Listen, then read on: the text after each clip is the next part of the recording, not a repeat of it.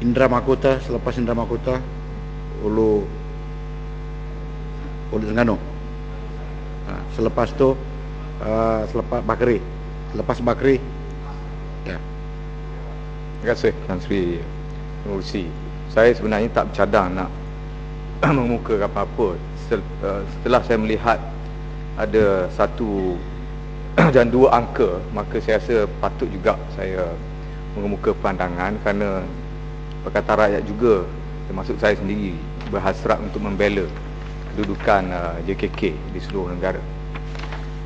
Rakan-rakan tadi ada sebut tentang fungsi dan juga tanggungjawab, memang besar.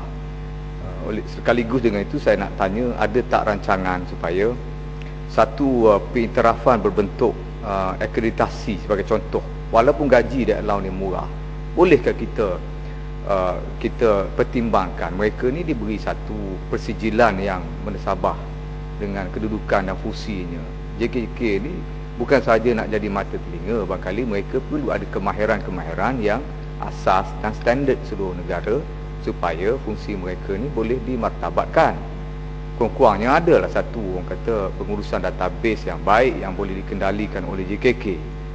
Bukan semata-mata kan allowance, saya pun bersetuju, cuma atas dasar tidak mahu melihat JKK ni dikebelakangkan atau dilihat rendah martabatnya. Saya sokong, saya juga ingin kalau boleh nak merasakan JKK ni, siapa yang terpilih jadi JKK merasa bangga kerana dia ni ada kedudukan yang istimewa.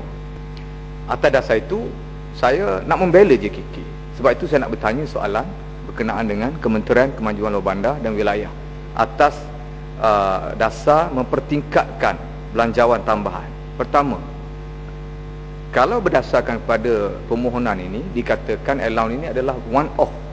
One off maksudnya sebelum ini tidak pernah wujud. Kalau tidak pernah wujud, apakah sebelum pada hari ini JKK tidak pernah menerima allowance? Yang RM450 ni allowance bila diwujudkan? Sedangkan kita bercerita untuk menaikkan allowance daripada 450 kepada 800. Jadi adakah bermakna tahun-tahun sebelum ini tidak wujud allowance? Kerana title dia letak sebagai one off. Semakan saya Tan Sri Pengerusi, dalam belanjawan yang lalu, yang ini telah pun wujud one off juga untuk allowance JKKK sebanyak 156 juta ringgit. Sekarang kita minta permohonan untuk tambahan 150 juta ringgit. Dicampur kedua-dua ni bermakna 306 juta ringgit untuk tujuan allowance daripada 450 kepada 800. Ini perlu kepada penerangan yang betul. Adakah kita nak menambah allowance JKK golongan baru ataupun nak naikkan allowance daripada 400 kepada 800 saja? Agak mengelirukan di sini Tan Sri Pengerusi. Samakan saya, kalau sekadar untuk menaikkan allowance daripada 450 kepada 800 ringgit, ini bermakna kita cuma bercerita tentang 37,120 orang JKK sedia ada seluruh negara, bukan terdiri daripada JKK baru. Sedangkan title yang kita letak ialah one off, maknanya setahun saja, satu peruntukan saja. Apakah maknanya tahun akan datang allowance JKK ni akan kembali kepada 450? Macam mana kita kata ini satu kenaikan allowance daripada 450 kepada 800, sedangkan cadangan belanjawan kita hanya membuktikan bahawa kita mewujudkan one off.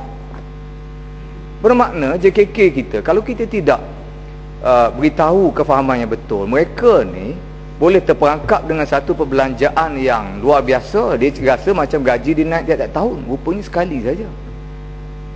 Itu penerangan yang saya perlu daripada pihak kementerian. Adakah makna tahun 2012 JKK kembali allowance kepada 450 sebab bentuknya one off? Indra Makota, sebab tadi saya timbulkan dalam konteks yang lain, saya gunakan perkataan tokenism.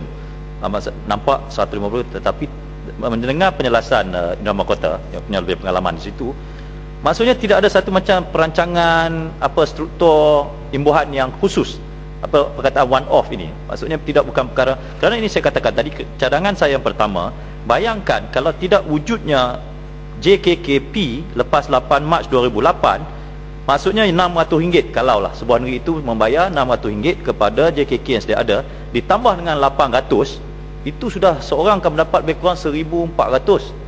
Dan itu bagi saya untuk di dalam kampung, Tan Sri, untuk mendapat gaji sebagai JKK 1,400 tu bagi saya agak selesa.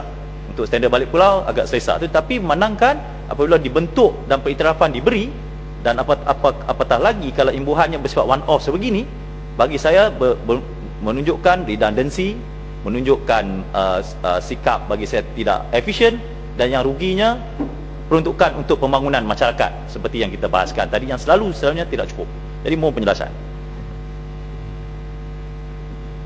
Ya, betul. Kalau berdasar pada dokumen yang dibekalkan sebut oleh Parlimen di sini, memang betul dikatakan daripada 450 sebulan kepada 800 sebulan, selaras dengan pengumuman sewaktu sesi perbentangan belanjawan 2011. Memang itu maknanya merujuk kepada yang sedia ada, JKKK yang sedia ada, bukan pelantikan baru. Maknanya dia merujuk kepada 37,700 orang yang saya sebutkan tadi. Selain pada itu tidak ada satu belanjawan baru. Dan one off, sekali lagi, memang betul itu berbentuk token, bukan berbentuk kenaikan secara kekal. Sebab itu saya berdiri, saya kesian dan saya rasa bersimpati kepada ada setengah barangkali ahli-ahli JKK kita yang beranggapan bahawa mereka menerima kenaikan allowance kekal untuk tahun-tahun berikutnya. Pengumuman kita seolah-olah mengatakan pengumuman kenaikan ini adalah kekal, sedangkan pattern belanjawan kita, peruntukan kita sebenarnya hanya menumpukan kepada seolah-olah betul token, kerana dia satu kali sahaja. Dan ini dibuat selaras dengan penerangan yang diberi dan juga dokumen belanjawan yang saya teliti, yang kita sama-sama bentang dan luluskan pada sesi yang lepas, Tan Sri Pengerusi. Perkara yang sedikit nak sebut berkenaan dengan rawatan, sistem rawatan air pelbagai sumber yang disebutkan oleh rakan-rakan kita sebanyak 63,300 ringgit. Ini ditumpukan kepada masyarakat orang asli.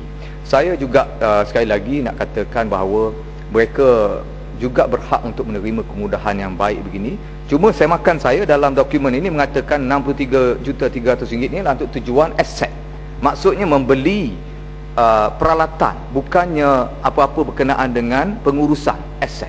Aset bermakna kalau dalam rawatan air, mungkin dalam bentuk alat-alat untuk memproses atau menyuling atau sebagainya. Sekali lagi saya nak minta supaya penerangan diberi.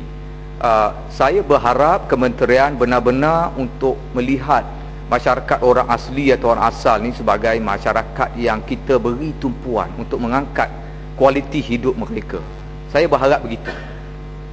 Membeli atau melabur dalam bentuk pembelian aset semata-mata tanpa memikirkan soal maintenance, soal orang kata soal pengawalan mutu, ada satu pun tidak baik.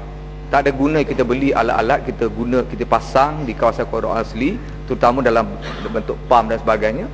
Untuk beberapa minggu atau bulan mereka kembali kepada keadaan asal. Apalagi tidak ada maintenance yang baik, mungkin boleh mendatangkan masalah kesihatan yang berkaitan yang lain. Sebab itu saya nak tahu, ada ke tidak perancangan daripada jumlah ini ditumpukan sebahagiannya untuk tujuan maintenance ataupun baik pulih ataupun memastikan kualiti barang-barang atau aset yang dibeli ini diambil kira juga dalam pembayaran ataupun peruntukan ini. Terima kasih. Tuan Sri Pengerusi.